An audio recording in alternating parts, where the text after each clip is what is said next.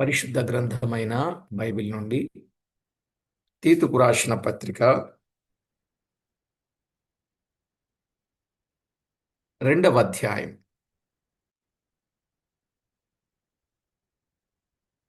3, 4 వచనాలు, అంటే 5 వచనాలు కలిసి ఉన్నాయి. చదువుకున్నాం. అలాగుననే వృద్ధ స్త్రీలు కొండె కత్తెలను మిగుల మద్యపానాసక్తులనై ఉండక ప్రవర్తన యందు భయభక్తులు గలవారై ఉండవలననియు, దేవుని వాక్యము దూషింపబడకుండునట్లు యవన స్త్రీలు తమ భర్తలకు లోబడి ఉండి తమ భర్తలను శిశువులను ప్రేమించువారును, స్వస్థబుద్ధి గలవారును, పవిత్రులను, ఇంట ఉండి పని చేసుకుని వారును, మంచివారునై ఉండవలనని బుద్ధి చెప్పుచు మంచి ఉపదేశము చేయువారునై ఉండవలనని బోధించుము. చదవబడిన ఈ లేఖనం కొరకు ప్రార్థన చేసి వాక్యాన్ని విందాం. ప్రార్థన చేసుకుందాం. పరిశుద్ధుడవైన మా తండ్రి, పరమందు ఆసీనుడవైన మా దేవ, మీ గణనామమునకు వేలాది వందనాలు, కోట్లాను కోట్లు స్తుతులు స్తోత్రాలు చెల్లిస్తున్నాం. ఎంతో గొప్ప దేవుడవు, మహిమగల దేవుడవు, ప్రభావము గల దేవుడవు, సాటి లేని దేవుడవు, సర్వశక్తి సంపన్నుడవు. మా ప్రభువా, మమ్మల్ని ఎంతో ఎక్కువగా ప్రేమించిన వాడవు, కృపతో జ్ఞాపకం చేసుకున్న వాడవు. మా జీవితంలో మరో నూతన దినాన్ని జత చేసిన వాడవు. ఈ దినములో మీకు రావలసిన మహిమను మేము ఆపాదించడానికి పెందలకడనే మీ సన్నిధికి నడిపించిన వాడవు నీవే. ఆయుష్ ఇచ్చారు, ఆరోగ్యం ఇచ్చారు, అవసరాలు తీర్చారు, అండగా ఉన్నారు. ఆధ్యాత్మికంగా ఎదగగలుగునట్లు దినదినము ఆత్మీయ ఆహారమును అందిస్తూ ఉన్నారు. అందుకై కృతజ్ఞతలు చెల్లిస్తూ ఈ దినపు లేఖన సత్యములో నుండి మీరు మాతో మాట్లాడి మహిమ పొందుతారని వేడుకుంటూ మా ప్రభువైన క్రీస్తేసు నామమున స్తోత్రము చెల్లించి స్తుతించి ప్రార్థించి మిక్కిలి వినయముగా బ్రతిమలాడి వేడుచూ ఉన్నాం మా పరమ తండ్రి. ఆమేన్. ప్రభునందు ప్రియులారా, మనము చదువుకున్న తీతుకు రాసిన పత్రికలో 1 నుండి 4 వచనాలలో వృద్ధులు అనే విషయాన్ని మనము వింటూ వస్తున్నాం. మొదటిగా వృద్ధులైన పురుషులు వారికి ఉండవలసిన 6 గుణలక్షణములు మనం వింటూ వస్తూ ఉన్నాం. ఎలా ఉండాలి అని అన్నప్పుడు దైవ లేఖనములో 1 మితానుభావము గలవారుగాను, 2వది మాన్యులుగాను, 3వది స్వస్థబుద్ధి గలవారుగాను, 4వది విశ్వాసము, 5వది ప్రేమ, 6వది సహనం. ఆ సహనములో లోపము లేని వారై ఉండాలి అనే విషయాన్ని మనం విన్నాం. ఈ సహనం అనేది 3 విధాలు అని మీకు చెప్పడం జరిగింది. సహనం 3 విధాలు. అందులో 1 ఎదుటవారి ఎడల సహనం. ఎదుటవారి ఎడల సహనం. దానికి చక్కని ఉదాహరణ, మాదిరి మన ప్రభువైన యేసుక్రీస్తు వారే. అవును కదా. ప్రభువు చూపించిన మాదిరి పేతురు రాసిన మొదటి పత్రికలో 2వ అధ్యాయం 21 నుండి 23 వచనాలలో మన ప్రభువు చూపిన మాదిరి, ఆయన ఎంత సహనశీలో, స్నేహశీలి ఆయనే, సహనశీలి ఆయనే. నిజమే, ఆయనలో ఉన్న సహనం ఎంత గొప్పదో. ఇక 2వది శ్రమలలో సహనం. శ్రమలలో సహనం. సహనం 3 విధాలు. ఎదుటవారి ఎడల సహనం, శ్రమలలో సహనం. నిజమే, అనేకులు ప్రభువు వైపు మళ్ళు కొనవలెనని ఎన్ని శ్రమలు ఎదురైనా ఆ శ్రమలను సహించుచున్నాను అని చెప్తాడు. కొలసలకు రాస్తూ చెప్తాడు, తెస్సలోనికలకు చెప్తాడు, పేతురు పత్రికలో చెప్తాడు. చాలా సంగతులు ఉన్నాయి. ఇక మూడవదిగా ప్రభు రాకడ కొరకైన సహనం. ప్రభు రాకడ కొరకైన సహనం. యాకోబు పత్రికలో 5వ అధ్యాయం 7 నుండి 11 వచనాల్లో నిజంగా యాకోబు సహనాన్ని గురించి చాలా వివరంగా, స్పష్టంగా ఆయన తెలియజేసినట్లుగా మనము చూడగలం. ఈ సహనం అనేది ఎంత గొప్పదో. సహోదరులారా, ప్రభు రాకడ వరకు ఓపిక కలియుండుడి.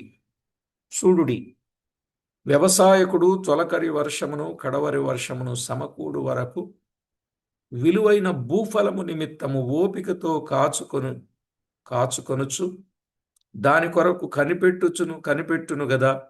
ప్రభు రాక సమీపించుచున్నది గనుక మీరును ఓపిక కలిగి ఉండుడి. మీ హృదయములను స్థిరపరచుకొనుడి. సహోదరులారా, మీరు తీర్పు పొందకుండా ఉండు నిమిత్తం ఒకని మీద నొకడు సణుగకుడి. ఇదిగో న్యాయాధిపతి వాకిట నిలిచి ఉన్నాడు.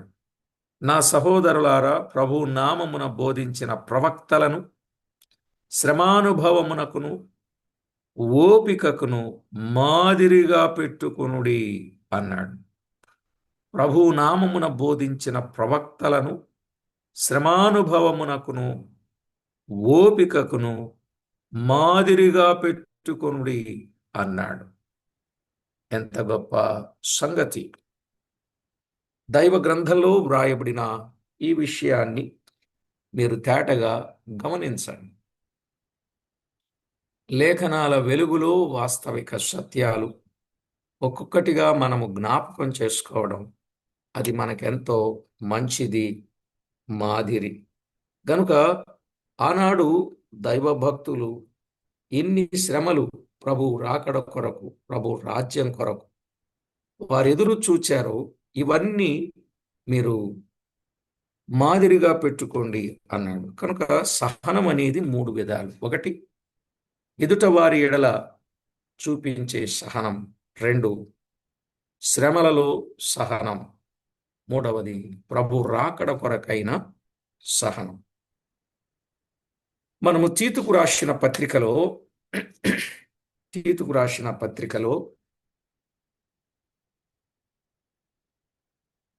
వృద్ధ స్త్రీల కొరకు చదువుకున్నాం. పురుషుల కొరకు వ్రాయబడిన మాట విన్నాం. ఇక వృద్ధ స్త్రీలు, అలాగునని వృద్ధ స్త్రీలు అన్నాడు. వృద్ధ పురుషులు, వృద్ధ స్త్రీలు వీరిని గూర్చి 5 లక్షణాలు చెప్పబడ్డాయి. 3-4 వచనాల్లో వీరిని గూర్చి 5 లక్షణాలు. ఆ 5 లక్షణాలు ఏమిటి? 1, కొండె కత్తెలుగా ఉండకూడదు. 1, కొండె కత్తెలుగా ఉండకూడదు అన్నాడు. కొండె కత్తెలు అనంటే మూల భాషలో అపవాదులు అని. మూల భాషలో అపవాదులు. కొండె కత్తెలు అంటే మూల భాషలో అపవాదులు అనగా కొండెముల చెప్పేవారు. అంటే మనకు తెలిసిన భాష ముడులు వేసేవాళ్ళు. ఒక సంగతికి ముడి పెట్టేవాళ్ళు, కొండెములు చెప్పేవాళ్ళు. ఒక విధంగా అబద్ధములు అని కూడా చెప్పొచ్చు. కొండె కత్తెలు. ఈ కొండెముల వలన జరిగేదేమిటి? జగడాలు ఎక్కువ అవుతాయి. ఈ కొండెముల వలన జగడములు ఎక్కువ అవుతాయి. కనుక కొండెములు చెప్పకూడదు, కొండె కత్తెలుగా ఉండకూడదు. కొంచెం పెద్ద వయసు వచ్చిన తర్వాత, వృద్ధాప్యం వచ్చిన తర్వాత ఇలాంటివి ఎక్కువగా కనబడతా ఉంటాయి. సామెతల గ్రంథం 16వ అధ్యాయం 28వ వచనంలో చెప్పబడింది. సామెతల గ్రంథం 16వ అధ్యాయం 28వ వచనం. మూర్ఖుడు కలహము పుట్టించును, కొండెగాడు మిత్రభేదము చేయును. కొండెగాడు మిత్రభేదము చేస్తాడు కనుక కొండెకత్తెలుగా ఉండకూడదు అనే మిత్రభేదము కలుగజేసేది కొండెములు. నిజమే, ఇద్దరు స్నేహితుల మధ్య చిచ్చు పెట్టడం అంటే అది కొండెమే. కాబట్టి కొండెకత్తెలుగా ఉండకూడదు అన్నాడు.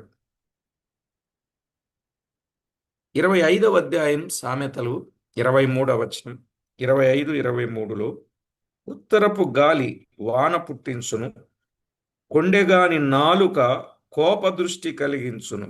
కొండెగాని నాలుక కోపదృష్టి కలిగించును అన్నాడు. కొండెగాని నాలుక కోపదృష్టిని కలిగిస్తుంది అనే విషయాన్ని తేటగా చెప్పాడు.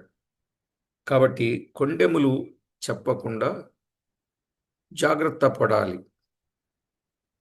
26వ అధ్యాయం సామెతల్లోని 26వ అధ్యాయం 20-22 వచనాలు చదివితే 20-22 వచనాలు మీరు కూడా చూడండి. బైబిల్, కట్టెలు లేని ఎడల అగ్ని ఆరిపోవును, కొండెగాడు లేని ఎడల జగడము చల్లారును. కొండెగాడు లేని ఎడల జగడము చల్లారును. కొండేలు ఉండేవాడు ఉంటే జగడం చల్లారదు. కొండెగాడు లేకపోతే జగడములు చల్లారును అని చెప్పాడు. వేడబూడిదకు బొగ్గులు, అగ్నికి కట్టెలు, కలహం పుట్టించుటకు కలహప్రియుడు. కొండెగాని మాటలు రుచిగల పదార్థముల వంటివి, అవి కడుపులోనికి దిగిపోవును. కొండెగాని మాటలు దేనికి పోల్చాడండి?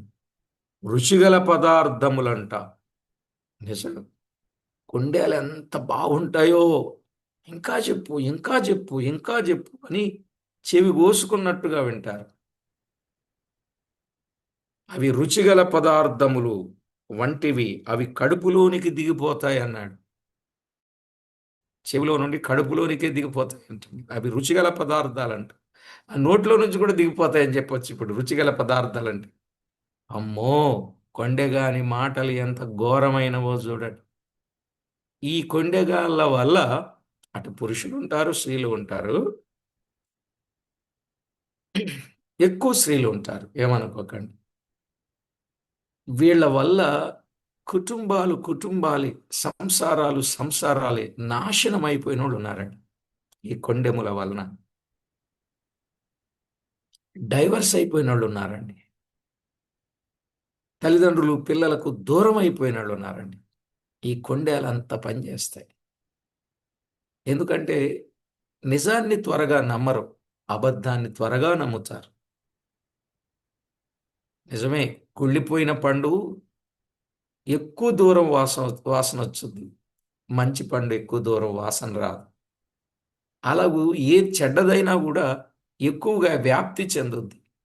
అట్లా ఈ కొండేలు చెప్పే వాళ్ళ విషయంలో ఇలాంటి పరిస్థితులు ఉంటాయి. అందుకే వృద్ధ స్త్రీల విషయంలో కొండెకత్తెలుగా ఉండకూడదని ఒక ముక్క. రెండవది అక్కడే చెప్పాడు 3వ వచనంలో, మిగుల మద్యపానాసక్తులనై ఉండక అన్నాడు. మద్యపానం వలన వశపరచుకొనబడిన వారై,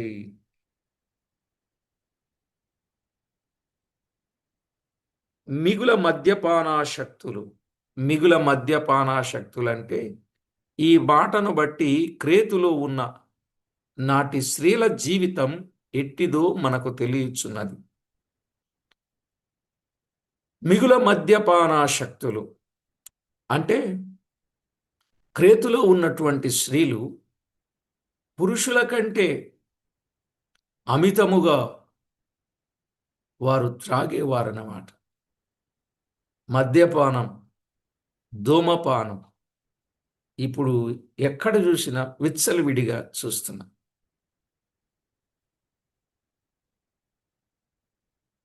మనము లాక్డౌన్ సమయంలో కొన్ని వీడియోస్ చూసాం. ఈ మద్యపానం వల్ల విషయాలు టీవీలో చూపిస్తూ ఉంటే కేసులు కేసులు కొనుక్కెళ్ళిపోతున్నారు. మగాళ్ళ కంటే ఆడవాళ్ళు ఎక్కువ కొనుక్కెళ్ళారంట. న్యూస్లో చూపించాడండి. అంటే ఇవి చెప్పడం అంత భావ్యం కాదు, కానీ ఈరోజు బానిసలైపోయారు, మత్తుకు బానిసలైపోతున్నారు. ఆ రోజు క్రేతు పరిస్థితి అలా ఉంది కాబట్టి ఇక్కడ తెలియజేస్తున్నాడు. వృద్ధాప్యం కలిగిన వారు ఎలా ఉండాలి? వారు చేయవలసినటువంటి పనులు కొన్ని ఉన్నాయి. కొండెకత్తెలుగా ఉండకూడదు, మద్యపాన శక్తులు కలిగిన వారుగా ఉండకూడదు. మరి ఎలా ఉండాలి? అక్కడ చెప్పాడు 3వ వచనం, ప్రవర్తన యందు భయభక్తులు గలవారై ఉండవలన నీవు.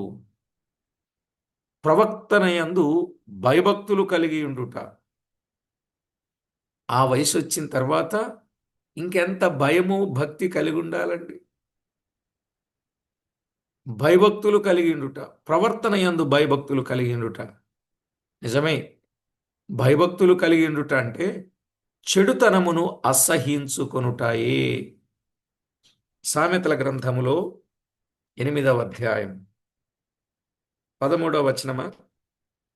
సామెతల గ్రంథం 8వ అధ్యాయం 13వ వచనములో, యెహోవాయందు భయభక్తులు కలిగి ఉండుట చెడుతనమును అసహించుకొనుటయే. ఆయన యందు భయభక్తులు కలిగి ఉండుట చెడుతనాన్ని అసహించుకొనటమే అని చెప్పాడు. కనుక ఆ రోజుల్లో ఉన్నటువంటి వృద్ధ స్త్రీలు భయభక్తులు కలిగిన వారుగా ఉండాలి అని చెప్పాడు. 16:6 సామెతల్లో, కృపాసత్యము వలన దోషమునకు ప్రాయచిత్తము కలుగును, యెహోవాయందు భయభక్తులు కలిగి ఉండుట వలన మనుషులు చెడుతనము నుండి తొలగిపోవుదురు అన్నాడు. మనుషులు చెడుతనము నుండి తొలగిపోవుదురు. భయభక్తులు కలిగి ఉండుట వలన మనుషులు చెడుతనము నుండి తొలగిపోవుదురు. ఇదండి మనం నేర్చుకోవలసిన సంస్కృతి, నాగరికత, పద్ధతులు, విధి విధానాలు. చెడుతనము నుండి తొలగిపోవడం, ఆయన యందు భయభక్తులు కలిగి ఉండుట అనే విషయాన్ని చాలా వివరంగా చెప్పాడు. దేవుని భయము పాపము చేయకుండా కాపాడుతుందండి. అవునా కదా? దేవుని భయం పాపం చేయకుండా కాపాడుతూ ఉంది. కనుక దైవ భయము కలిగిన వారుగా ఉండుట ఎంతో మంచిది.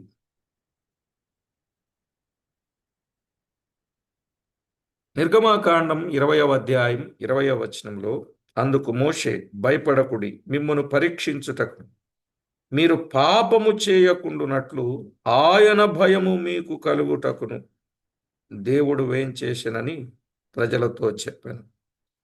అందుకు మోషే, భయపడకుడి, మిమ్మును పరీక్షించుటకును మీరు పాపము చేయకుండునట్లు ఆయన భయము మీకు కలుగుటకును. మీరు పాపము చేయకుండుటకు ఆయన భయం. ఆయన భయం మనల్ని ఏం చేయనీదు? పాపము చేయనీదు. ఆయన యందలి భయం లేకపోతే ఏం చేస్తారు మనుషులు? చెప్పండి, ఏం చేస్తారు? ఆయన యందలి భయం లేదు. ఇప్పుడు టీచర్ పట్ల భయం ఉంది, ఆ పిల్లాడు బాగా చదువుకుంటాడు. అవును కదా? తల్లిదండ్రుల పట్ల భయం ఉన్నది, వారు చెప్పినట్లు విని ప్రయోజకుడు అవుతాడు. దైవ సేవకుడు చెప్పినట్లు విని సంఘంలో స్తంభాలుగా మారతారు. దేవుని పట్ల భయం ఉన్నవాళ్ళు పాపం చేయకుండా ఉంటారు. అంతే, గుర్తుపెట్టుకోండి. దేవుని పట్ల భయం ఉన్నవాళ్ళు పాపము చేయకుండా ఉంటారు. దైవ సేవకుల పట్ల భయం కలిగిన వారు వాక్యాన్ని బాగా విని ఆధ్యాత్మికంగా మేలు పొంది సంఘములో స్తంభాలుగా మారతారు. తల్లిదండ్రుల పట్ల భయం ఉన్నవాళ్ళు వారి కళ్ళ ముందు వారు చెప్పినట్లుగా చేసి వృద్ధిలోనికి వస్తారు. పెద్దల పట్ల భయం ఉన్నవాళ్ళు రేపు వారు మాదిరి కలిగిన పెద్దలవుతారు. అనుభవాన్ని నేర్చుకుంటారు వారి వలె. కనుక పాపము చేయకుండానట్లు భయము మీకు కలుగుటకు అన్నాడు. అసలు భయము నుండి పాపము చేయకుడి అన్నాడు. కీర్తనాకారుడు 4వ కీర్తనలో 4వ చరణం 4:4లో భయము నుండి పాపము చేయకుడి, మీరు పడకల మీద ఉండగా మీ హృదయములలో ధ్యానము చేసుకొని ఊరకుండుడి అని చెప్పాడు. భయము నుండి పాపము చేయొద్దు. భయం అనేది పాపము చేయకుండా ఉండేటట్టు చేస్తుంది. కనుక వృద్ధ స్త్రీలు ప్రవర్తన యందు భయభక్తులు గలవారై ఉండాలి.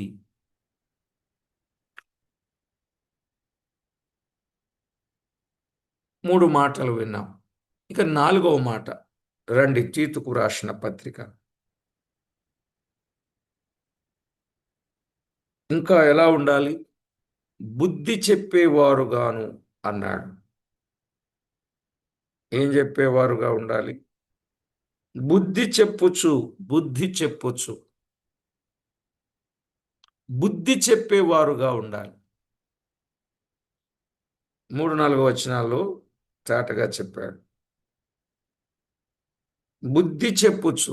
వృద్ధ స్త్రీలు బుద్ధి చెప్పేవారుగా ఉండాలి. బుద్ధి చెప్పాలి అంటే వారికి కూడా మొదట ఏముండాలి? బుద్ధి ఉండాలి. బుద్ధి లేని వారు బుద్ధి చెప్పితే ఏమండి, ఎవరికి బుద్ధి రాదు. బుద్ధిగా ఉండి బుద్ధి చెప్పితే అందరికీ బుద్ధి అనేది వస్తుంది. కనుక దైవ గ్రంథంలో వ్రాయబడిన మాటలు తేటగా మనము ఆలోచన చేస్తే బుద్ధి చెప్పేవారుగా వృద్ధ స్త్రీలు బుద్ధి చెప్పాలి. బుద్ధి చెప్పించుకోకూడదండి. బుద్ధి చెప్పించుకోవడం అంటే హీనమైన స్థితి. బుద్ధి చెప్పడం అంటే ఎదుట వారికి మేలు చేసే స్థితి. ఎదుట వారికి ఎప్పుడు మేలు చేసేటట్టు ఉండాలి కానీ బుద్ధి చెప్పించుకునేటట్లు ఉండకూడదు. ఇక ఐదవది మంచి ఉపదేశము చేసేవారుగా ఉండవలెను అన్నాడు. మంచి ఉపదేశం చేసేవారుగా ఉండాలి. మంచి ఉపదేశం, ఇతరులకు మంచి ఉపదేశం. కొందరు మంచి ఉపదేశము చెప్పకుండా యవనులైన వారికి చెడ్డ ఉపదేశాలు చెప్పి జీవితాలనే కుటుంబాలని పాడు చేసే వృద్ధ స్త్రీలు ఉన్నారు ఆ రోజుల్లో క్రేతులు.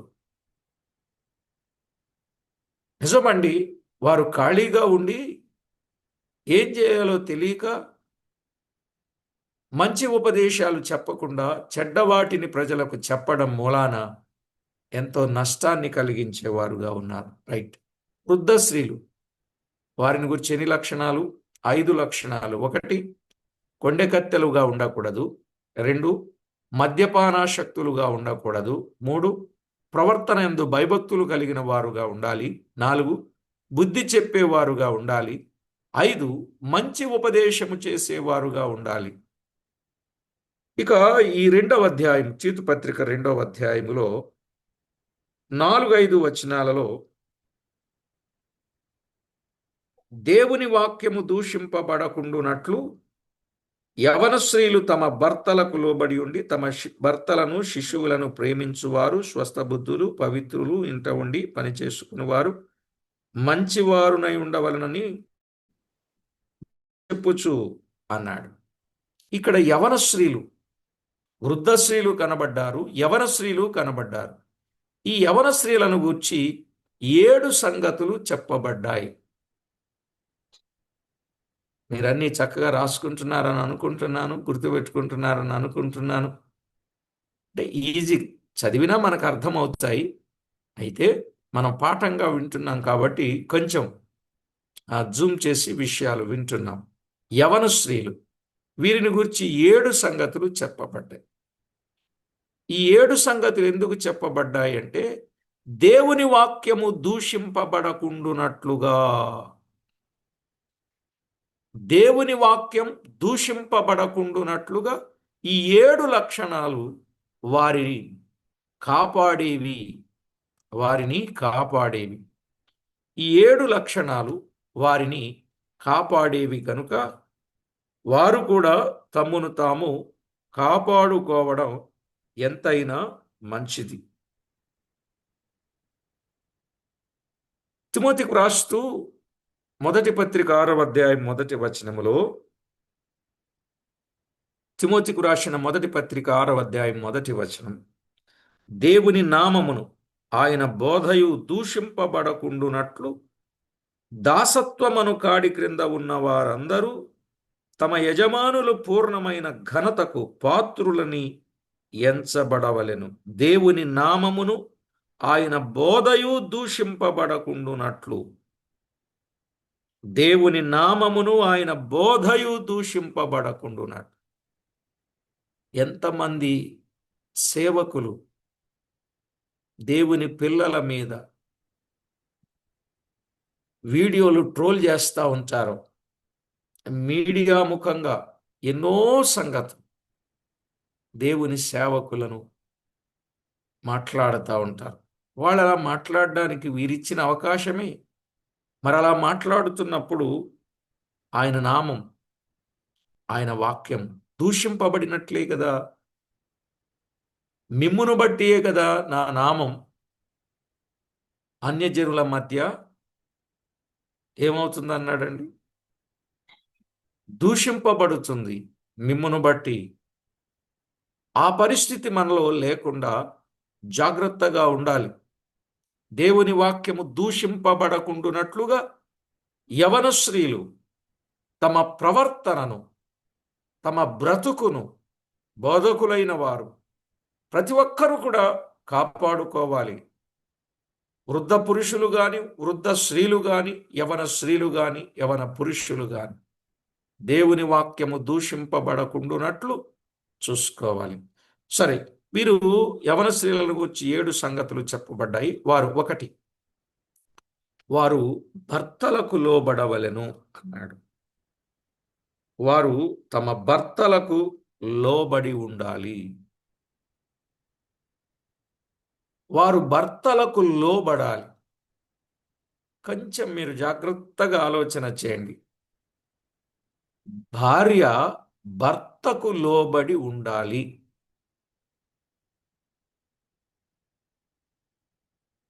ఈ సంగతి దేవుడు మొదటిలోనే చెప్పాడు.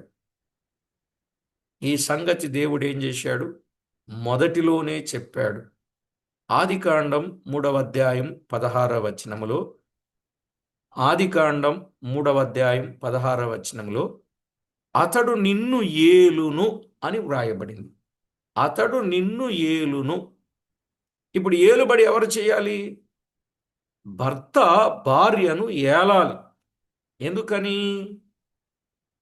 మొదట పురుషుడు, తరువాత స్త్రీయు నిర్మింపబడిరి కారా అంటాడు తిమోతికి వ్రాస్తూ.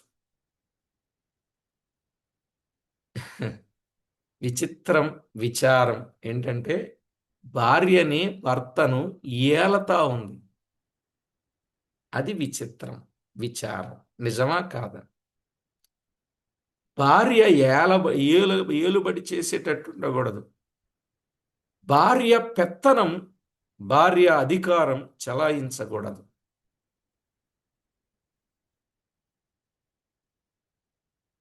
అందుకే మందలో మగది ఉండగా ఆడుదానిని అర్పించుట శాపగ్రస్తమన్నాడు మలాకీ గ్రంథంలో. అర్థమవుతుందండి? కనుక ఎప్పుడైనా భార్య భర్తను ఏలుబడి చేస్తే మంచిది కాదు. ఎందుకంటే సంఘానికి శిరస్సు ప్రభు, భార్యకు శిరస్సు భర్త. శిరస్సు చెప్పినట్లు మొండెం శరీరం పని చేస్తూనే ఉండాలి. అందుకే సంఘాలలో కూడా సోదరీలు నడిపించకూడదు. పురుషుడుండగా మౌనంగా కూర్చోవాలి. అక్కడ సంఘంలో పురుషులు లేరు. పురుషులంటే మరలా రక్షించబడి ఆరాధికులైనటువంటి వారి మధ్య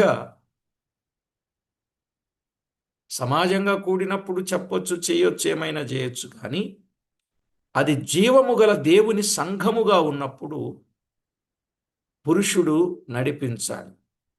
పాట ఎత్తాల్సింది పురుషుడే.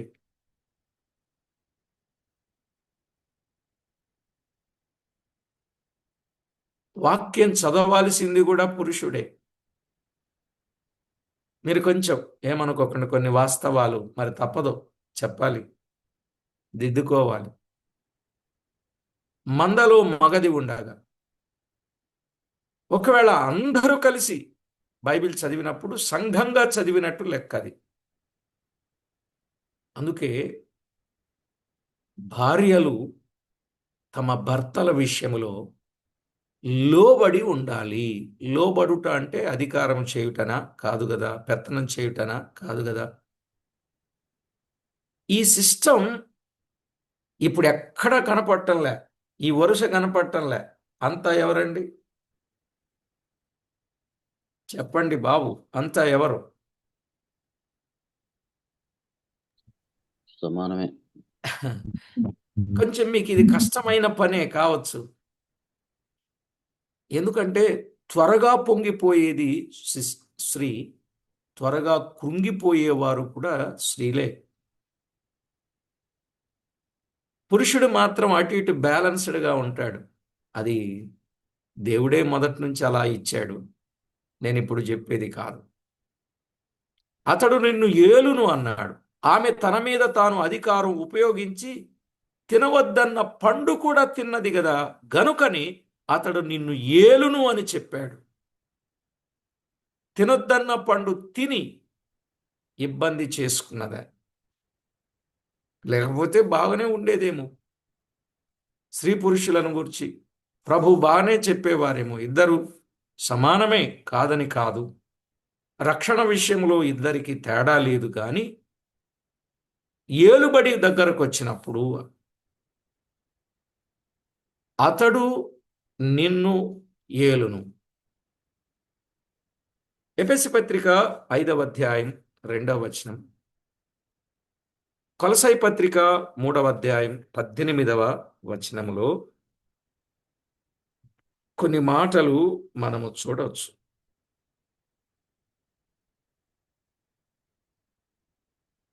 క్రీస్తు మిమ్మును ప్రేమించి పరిమళ వాసనగా ఉండుటకు మన కొరకు తను తాను దేవునికి అర్పణముగాను బలిగాను అప్పగించుకున్నాడు. అలాగుననే మీరును ప్రేమ కలిగి నడుచుకొనుడి అని చెప్పాడు. ఇక్కడ క్రీస్తు ప్రభువును చూపించడానికి కారణం ఏమిటి అనంటే, క్రీస్తు ప్రభు ఎలాగైతే భారాన్ని భరించేవాడుగా ఉన్నాడో, భర్త కూడా భారాన్ని భరించేవాడుగా ఉన్నాడు. కనుకనే ఆమె అతనికి లోబడాలి, అతడు ఆమెను ఏలాలి. ఈ విషయాలు కొంచెం అర్థం చేసుకోండి.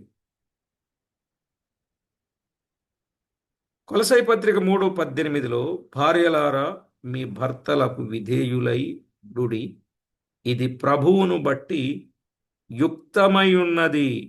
మీ భర్తలకు విధేయులై ఉండుడి, ఇది యుక్తం అని చెప్పాడు. ఇది యుక్తం అని చెప్పాడు. ఎఫెసు పత్రికలో ప్రభువును మాదిరిగా చూపిస్తూ 5వ అధ్యాయములో 22వ వచనం, స్త్రీలారా ప్రభువునకు వలె మీ సొంత పురుషులకు లోబడియుండుడి అన్నాడు. ఎవరి వలె? ప్రభువునకు వలె మీ సొంత పురుషులకు లోబడియుండుడి. ఎందుకని? 23వ వచనం, క్రీస్తు సంఘమునకు శిరస్సయున్నలాగున పురుషుడు భార్యకు శిరస్సయున్నాడు. పురుషుడు భార్యకు శిరస్సయున్నాడు. క్రీస్తే శరీరమునకు రక్షకుడై ఉన్నాడు. సంఘము క్రీస్తునకు లోబడినట్టుగా భార్యలు కూడా ప్రతి విషయములోను తమ పురుషులకు లోబడవలెను అన్నాడు. సంఘము క్రీస్తునకు లోబడినట్టుగా భార్యలు కూడా ప్రతి విషయములోను తమ పురుషులకు లోబడవలెను.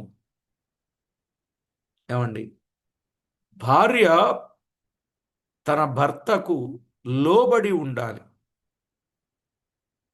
ఇప్పుడు లోబడి ఉండడం కంటే లోబరుచుకునే వాళ్ళే ఎక్కువ మంది ఉన్నారు.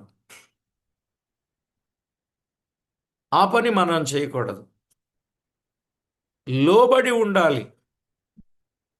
క్రీస్తు చూడండి, తండ్రికి ఎలాగూ లోబడి ఉన్నాడు. లోబడి ఏం చేశాడు? ఆయన తన ప్రాణాన్ని పెట్టాడు మనం పరిమళ వాసనగా ఉండడానికి. అదే చదువుకున్నాం అక్కడ. ఆయన ప్రేమించి తన ప్రాణం ఎలాగైతే పెట్టాడో, భర్త కూడా భార్య విషయంలో ప్రేమించి తన కొరకు ఏమైనా చెయ్యాలి. అలా చేసేవాళ్ళు లేరు. విచారం ఏంటంటే, భార్యలు భర్తలను ఏలుబడి చేస్తున్నారు. అది వాక్య విరుద్ధం. సంఘాన్ని కూడా స్త్రీ ఏలుబడి చేయకూడదండి. చాలా సంఘాలు వాక్యానికి భిన్నంగానే సేవ చేస్తూ ఉన్నారు. సేవ చేస్తున్నారు. చేయొచ్చు, సేవ పరిచర్యలో సహకారం ఇవ్వచ్చు, కానీ వాక్యానికి భిన్నంగా కాదు. ఇప్పుడు ఎక్కడ చూసినా కొన్నిసార్లు అనిపిస్తూ ఉంటుంది, వారి వల్లనే ఎక్కువ సేవ జరుగుతుంది అనిపిస్తుంది. చూడ్డానికి వారి వలననే ఎక్కువ సేవ జరుగుతుందని అనిపిస్తుంది. కానీ ఎంతవరకు అది క్రమం అని మనం ఆలోచన చేస్తే, క్రమం ఎవరికి కావాలి బ్రదర్? కొంతమందిని ప్రభు దగ్గరకు నడిపించారా లేదా, సంఘాన్ని కట్టారా లేదా, సంఘాన్ని నడిపిస్తున్నారా లేదా అనుకుంటారు. సువార్త చెప్పొచ్చు, పరిచర్య చెయ్యొచ్చు, ఉపదేశము చెయ్యొచ్చు, కొంతమందిని ప్రోగు చేయవచ్చు, సంఘానికి ఎంతో చక్కని సహకారం అందించవచ్చు. అసలు వారు లేకపోతే సేవ లేదు అని చెప్పాలి. అంతటి సహకారం ఇవ్వచ్చు. కానీ సంఘములో పురుషుడు ఏలుబడి చెయ్యాలి. భార్యను భర్త ఏలాలి. ఈ వరుస, ఈ క్రమం చాలా జాగ్రత్తగా మనం వినాలి, అర్థం చేసుకోవాలి. ఇక రెండవ మాటకొస్తే భర్తలను ప్రేమించవలెను అన్నాడు. ఏం చేయాలండి? యవన స్త్రీలు ఒకటి భర్తలకు లోబడాలి. 7 లక్షణాల్లో ఒకటి. 2, ఆ భర్తలను ప్రేమించాలి అన్నాడు. భర్తలను ప్రేమించాలి అనే మాట మనం చూస్తాం. భర్తను ప్రేమించకపోతే ఎట్లా? భర్తను ఖచ్చితంగా ప్రేమించాలి.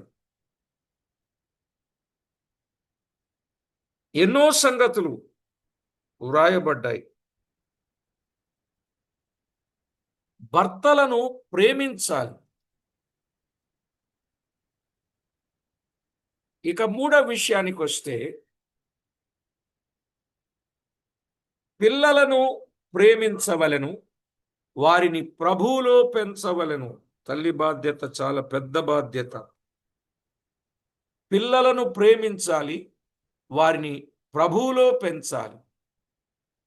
ఇక 4వది, స్వస్థ బుద్ధి గలవారుగా ఉండవలెను.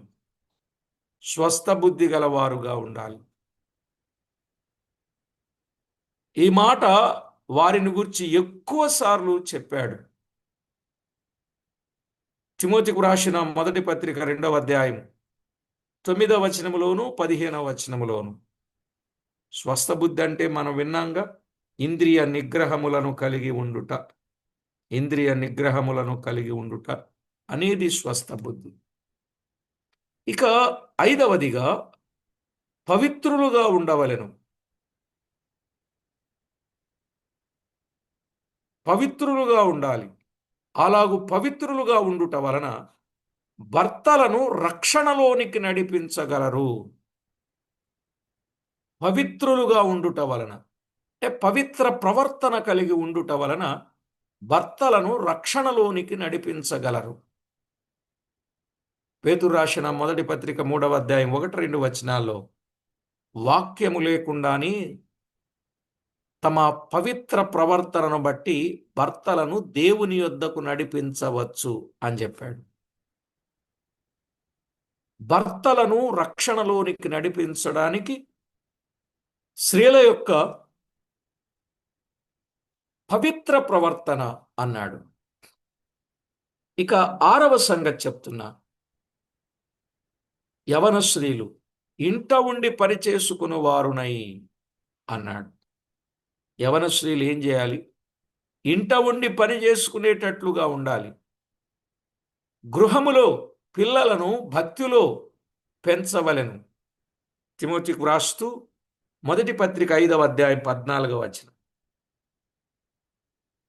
పిల్లలను భక్తిలో పెంచాలి.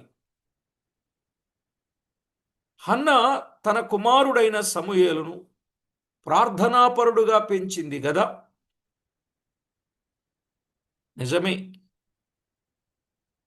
హన్న తన కుమారుడైన సమూయేలును ప్రార్థనాపరుడుగా పెంచింది. ఈనాడు తల్లులు తమ పిల్లలను ఎలా పెంచాలో చాలా వివరంగా దైవ లేఖనాలలో వ్రాయబడినట్లు మనము చూస్తాం.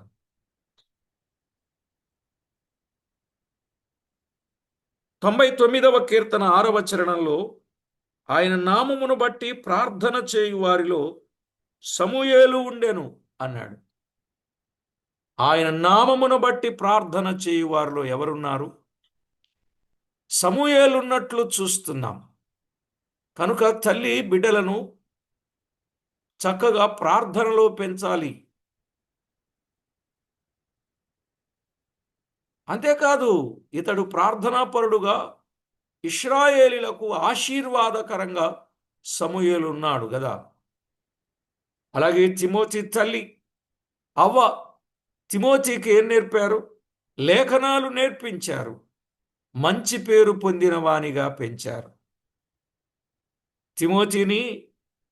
తిమోతికి లేఖనాలు నేర్పించి మంచి పేరు పొందినవాడు. తిమోతికి రాసిన 2వ పత్రిక 1వ అధ్యాయం 3-5 వచనాలు. 3వ అధ్యాయం 14-15 వచనాలు. తల్లి వాళ్ళ అమ్మమ్మ ఇద్దరు బాగా లేఖనాలలో పెంచారు. అందువల్ల ఆయన ఏమయ్యాడు? అపోస్తల కార్యాలు 16వ అధ్యాయం 1-7 వచనాలలో మంచి పేరు పొందినవాడుగా ఉన్నాడు. మంచి పేరు రావాలి అనంటే దయార్థ హృదయము కలిగి సత్యమును అనుసరించి జీవించాలి. దయార్థ హృదయం, సత్యమును అనుసరించి జీవించాలి. ఆ మాట సామెతల గ్రంథం 3వ అధ్యాయం 3-4 వచనాల్లో నువ్వు అందరి చేత మంచివాడవని అనిపించుకుంటావన్నాడు. ఎప్పుడు? కృపా సత్యం, దయా సత్యం. కనుక ఎవరైతే దయార్థ హృదయం కలిగి ఉంటారో, సత్యమును అనుసరిస్తారో వారికి మంచి పేరు అనేది వస్తుంది. కనుక ప్రతి ఒక్కరూ మంచి పేరు పొందిన వారుగా ఉండాలి. చెప్పండి, యవన స్త్రీలకు ఎన్ని లక్షణాలు ఉండాలి? 7 లక్షణాలు ఉండాలి. 7 లక్షణాలు. 1, వారు భర్తలకు లోబడవలెను. 2, భర్తలను ప్రేమించవలెను. 3, పిల్లలను పెంచవలెను. 4, స్వస్థబుద్ధి గలవారుగా ఉండవలెను. 5, పవిత్రులుగా ఉండవలెను. 6, ఇంట ఉండి పని చేసుకునేవారుగా ఉండాలి. ఇంట ఉండి పని చేసుకునేవారుగా ఉండాలి. 7 లక్షణాలు అన్నానుగా. మంచి పేరు సంపాదించిన వారుగా ఉండాలి. 7వ మాట, మంచి పేరు. మంచి పేరు సంపాదించాలి యవనస్తులు. మంచి పేరు మీన్స్ మంచి సాక్ష్యం. మంచి పేరంటే మంచి సాక్ష్యం. కనుక మంచి సాక్ష్యాన్ని ఎవరైతే సంపాదిస్తారో ఆ స్త్రీ రేపు కొనియాడబడుతుంది. సామెతల గ్రంథంలో మీరెరుగుదురు, 31వ అధ్యాయమా, మీరెరుగుదురు. రేపు కొనియాడబడే స్థితికి స్త్రీ రావాలి అనంటే బైబిల్ చెప్పేటట్లుగా చెయ్యాలండి. అంతేగాని ఎవరిష్టం వచ్చినట్లుగా వారుండుట వారికి అది క్షేమము కాదు. కనుక వృద్ధ స్త్రీలు ఎలా ఉండాలో, యవన స్త్రీలు ఎలా ఉండాలో మనం విన్నాం. తర్వాత పాఠంలో యవన పురుషులు ఎలా ఉండాలో విందాం, ప్రార్థన చేసుకుందాం. పరిశుద్ధుడవైన మా తండ్రి, పరమందు ఆసీనుడవైన మా దేవ, మీ ఘననామానికి వందనాలు, స్తుతులు, స్తోత్రములు చెల్లిస్తున్నాం. మా ప్రభువా, విన్న విషయాలు అందరి హృదయాలలో మీరు ముద్రింపచేయండి.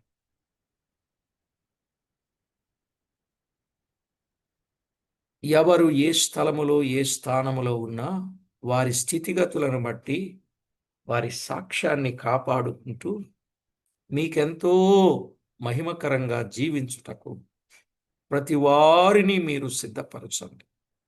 కృపతో జ్ఞాపకం చేసుకుని ప్రభువా, వాక్యపు విధానములో, వాక్య పద్ధతిలో అనుసరించగలుగునట్లు, ప్రయాణించగలుగునట్లు మీరే ప్రతి ఒక్కొక్కరిని సిద్ధపరచి మీ నామమునకు మహిమ, ఘనత, కీర్తి, ప్రభావములను ఆరోపించుకుంటారని కోరుచు మా ప్రాణనాథుడు, ప్రియుడు, మా రక్షణ మమ్మల్ని ఎంతో ఎక్కువగా ప్రేమించి సంగతులను తేటపరుస్తున్నందుకు కృతజ్ఞతలు చెల్లిస్తూ మా ప్రభు అయిన క్రీస్తు నామమున స్తోత్రము చెల్లించి స్తుతించి ప్రార్థించి వినిలమై వేడుచు ఉన్నాము తండ్రి. ఆమేన్.